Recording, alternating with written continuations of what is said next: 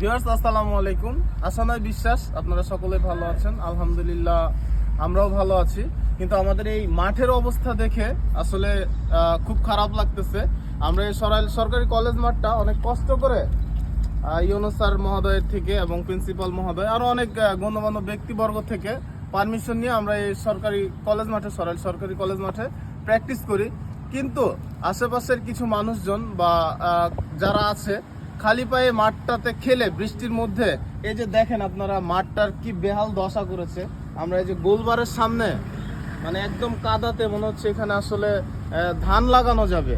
তো এই অবস্থায় যদি মাঠ থাকে বা খালি পায়ে এভাবে খেলা হয় আসলে মাঠ ভালো থাকবে না। এই মাঠটি দীর্ঘ 12 বছর বন্ধ ছিল। অনেক কষ্টের মাধ্যমে আমরা পারমিশন নিয়েছি সরাইল ফুটবল একাডেমি প্র্যাকটিস করবে সেই জন্য।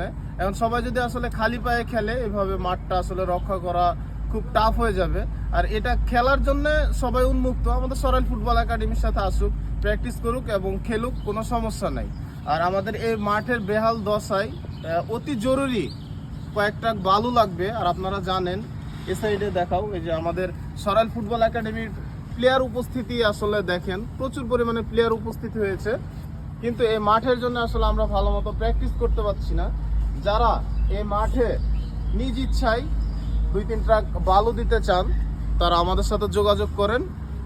আপনাদের বালু দিলে আমাদের এই মাঠটা হয়তো বা একটু সংস্কার করা যাবে এবং আমরা খেলার উপযোগী হবে এই মাঠটা।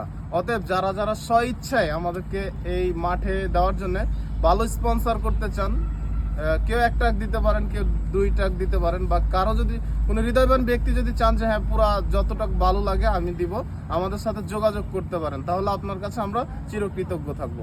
সকলে ভালো থাকবেন, আমাদের সরাইল ফুটবল একাডেমির জন্য দোয়া করবেন। আসসালামু আলাইকুম।